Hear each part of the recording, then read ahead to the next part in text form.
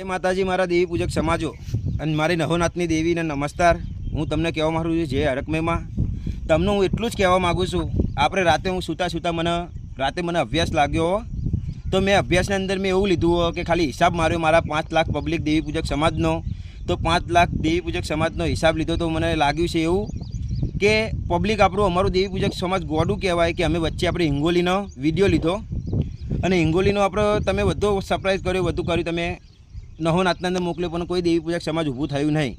પણ આ વિડીયો હું મોકલું છું એટલે કે આટલી બધી જમીન પડી છે જુઓ કે દાન કરેલી છે પણ કોઈ એક સુધાવા થતી નહીં.